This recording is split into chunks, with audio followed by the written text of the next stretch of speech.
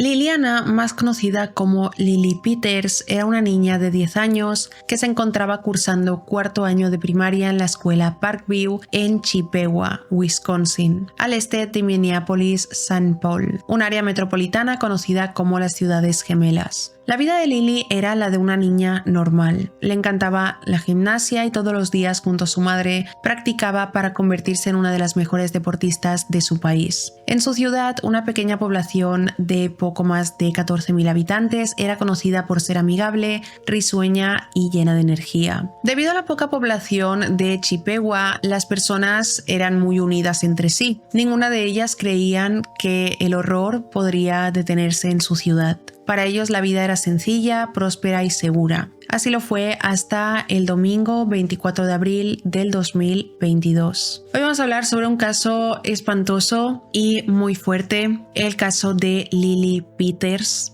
Antes de empezar con los detalles de este caso, voy a dejar por aquí mis redes sociales, mi Instagram y mi TikTok. Y si te gusta este tipo de contenido, suscríbete al canal y déjame un me gusta. Y ahora ya empecemos con el caso de Lily Peters.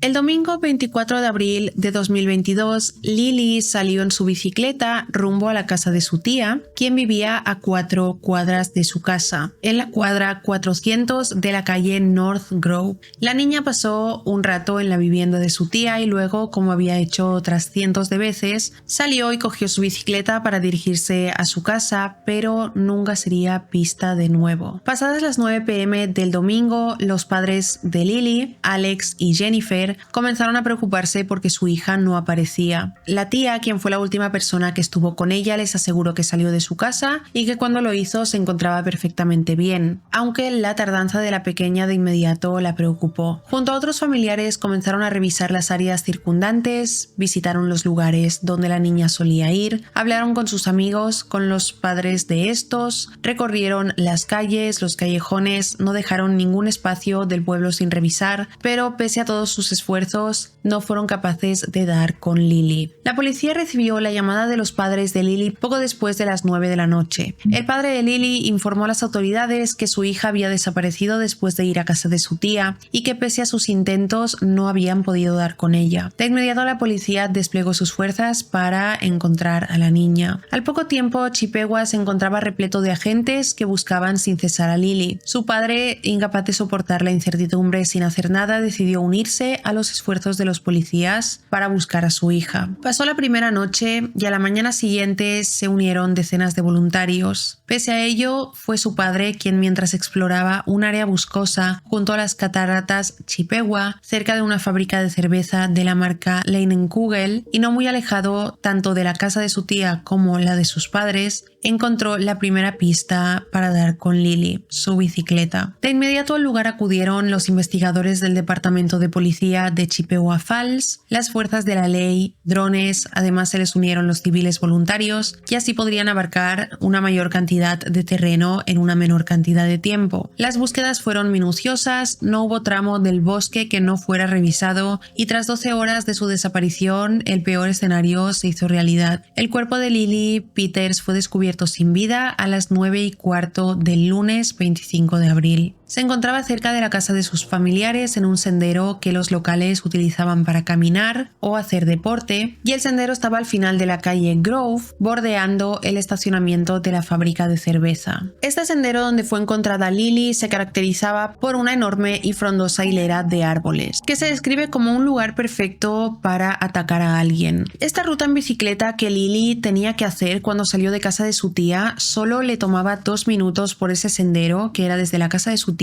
hasta la casa de sus padres donde vivía ella, y ella lo había realizado cientos de veces en sus pocos años de vida sin ningún tipo de problema. La policía confirmó que Lily fue hallada parcialmente desnuda con señales de haber sido golpeada con un objeto contundente en la cabeza. Aunque aún no contaban con pistas ni evidencias de la persona que le hizo esto a la niña, todos los recursos del Departamento de Policía de Chippewa Falls se pusieron en marcha para dar con el responsable. Chippewa, como he dicho, era una ciudad muy pequeña y unida. y de la noche a la mañana se vio golpeada por este crimen. De repente, alguien entre los muchos vecinos unidos y que se conocían era un asesino, depredador, capaz de arrebatarle la vida a una niña de la manera más cruel. Los rumores no tardaron en aparecer. A través del pueblo se hablaba de que Lily fue estrangulada. Otros decían que había sido encontrada en un río e incluso algunos especularon que fueron sus mismos familiares quienes habían dado con el cuerpo sin vida de la pequeña. Sin pistas claras de quién podía ser el culpable, los habitantes de Chippewa comenzaron a temer por la seguridad de sus hijos. Nunca habrían llegado a imaginar que esto podría pasar en un lugar tan unido y todos estaban aterrorizados de que esto pudiera volver a suceder a sus hijos, sobre todo porque el responsable seguía libre. Sin embargo, el jefe de la policía de Chippewa, Matthew Kellman, pidió a toda la comunidad que se mantuvieran lo más unidos posible y vigilantes ante cualquier pista que pudiera dar con el paradero del culpable. Los colegios de Chippewa enviaron una carta a los padres recomendándoles que fueran ellos mismos quienes dejaran y recogieran a sus hijos, ya que de esa manera se disminuiría el riesgo de futuros ataques. Tras recibir más de 200 pistas por parte de la comunidad, el 26 de abril, 2 días después de la desaparición de Lily de 10 años, las autoridades emitieron una orden de allanamiento para la casa de la tía de Lily. Los agentes de la policía iban en búsqueda del culpable y lo que no esperaba nadie, ni los padres de Lily, ni su tía, ni la comunidad de Chippewa, ni siquiera la policía, es que arrestarían a un adolescente de 14 años. Inicialmente al chico se le identificó como CPD, ya que al ser menor de edad su identidad debía permanecer en el anonimato. Él les contó a los agentes la forma en que planeó todo. Una vez vio salir a Lily de su casa. Aunque este no fue un ataque al azar o sin premeditación, CPD aseguró que había meditado sobre atacar a su prima durante mucho tiempo. CPD, quien más adelante sería identificado como Carson Petersberger, era el primo de Lily. Explicó que le pidió a Lily que lo acompañara a explorar fuera del sendero donde fue hallada.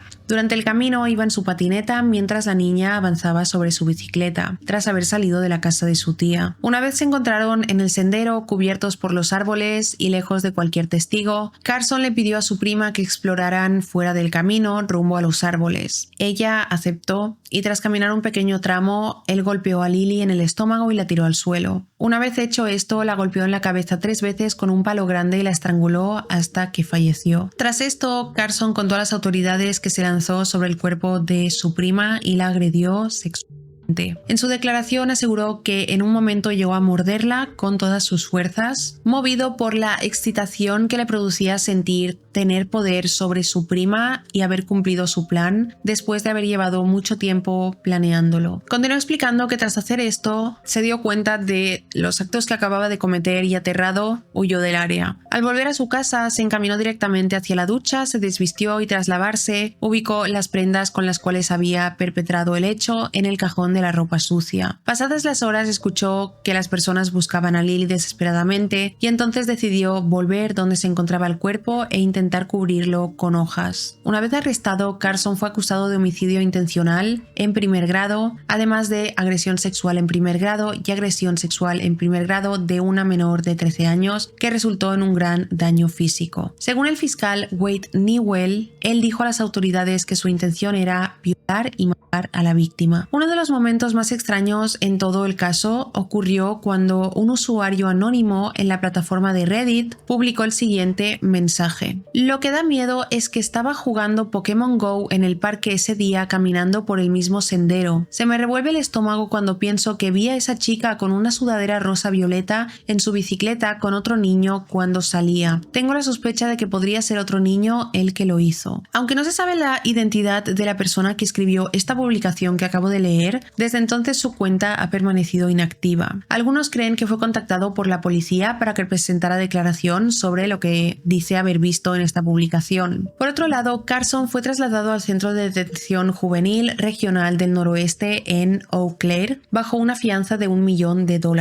En este lugar permanecerá hasta cumplir los 18 años. El juez que precedió el caso, Stephen Gibbs, escuchó los argumentos del abogado que defendía a Carson, el cual cual pedía que el caso se trasladara al Tribunal de Menores debido a la edad del joven. La defensa, liderada por el abogado Michael Cohen, argumentó que, pese al grave crimen cometido por Carson, este recibiría el mejor tratamiento posible en el sistema para menores. En su opinión, trasladar el caso a un tribunal para jóvenes no socavaría la gravedad del delito. Sin embargo, el juez Gibbs falló a favor del Estado en el proceso de transferencia inversa del caso, lo que significa que los procedimientos judiciales debían continuar en el tribunal para adultos, aunque Carson fuera un menor de edad. Debido a esto, el nombre de Carson eventualmente fue revelado públicamente y por eso pasó de conocerse como CPD a su nombre, Carson Peters. Ante esta decisión, el juez dijo: la Corte no está de acuerdo en que un posible confinamiento de 10 años en el sistema juvenil, el registro como delincuente sexual y la vulnerabilidad del acusado al sistema para adultos sean castigos suficientes para el acusado. Cuando se enteraron de la noticia de que habían arrestado a Carson, los vecinos de Chippewa quedaron consternados. ¿Cómo era posible que el culpable de este asesinato fuera un niño de 14 años y sobre todo primo de la víctima?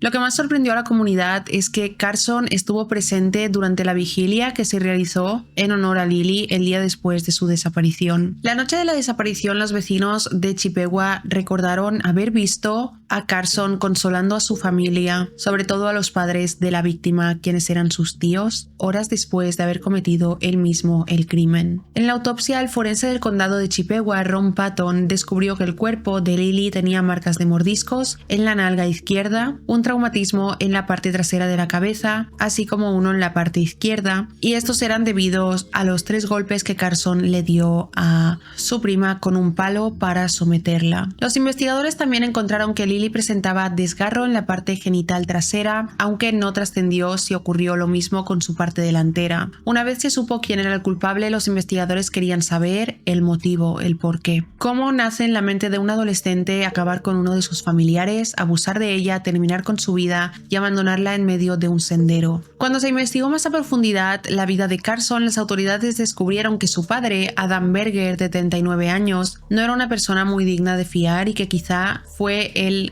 germen de lo que más adelante haría su hijo. Su padre, Adam, a la edad de 31 años, vivía en el 10210 de Barland Street en Eau Claire, Wisconsin, a solo 20 minutos en coche de Chippewa, cuando fue arrestado, que en ese entonces era 2016. Por posesión de sustancias ilegales. Además, en su habitación encontraron 4 pipas de crack. No obstante, las autoridades revisaron el móvil de Adam y encontrando al menos 10 fotografías de niñas que estaban en posiciones explícitas. De igual manera, las imágenes contenían comentarios como: primero en el culo de tu niñita y luego en tu boca, mamá, y cosas así. Los documentos oficiales también revelaron que las fotografías encontradas en posesión de Adam se centraban principalmente en los genitales de las menores. Adam fue capturado cuando el Departamento de Investigaciones Criminales lanzó una operación masiva con el objetivo de encontrar a las personas que compartían imágenes explícitas de niños a través de redes sociales. Fue declarado culpable de 10 cargos y encarcelado en 2018. Pese a las evidencias que había en su contra, su pena no fue muy larga y salió de prisión tras cumplir solo 3 años. En 2021, Adam fue liberado de la institución correccional de Oshkosh y vivía en un centro de reinserción social en Eau Claire, cuando su hijo Carson entonces fue acusado del asesinato de Lily. En una carta que trascendió a los medios tras conocer el macabro crimen de Carson, Adam, el padre, dijo: "Es lo mejor de mí". Y también hay un detalle que se hace un poco perturbador, y es que Adam, cuando fue arrestado, no quiso someterse a la libertad condicional prolongada porque no podía tener visitas con su hijo Carson sin supervisión. Entonces, si tenía que haber un supervisor, él prefería no tener visitas con él. También su padre Adam dijo que Carson era un niño infeliz que nunca sonreía y parecía miserable cuando estaba con su madre, Lorraine Davis, de 45 años, la tía de Lily Peters, de la que salió de su casa ese día. La abuela de Carson, de la misma manera, sostuvo lo siguiente: Carson no ha estado muy feliz con la partida de su padre. Según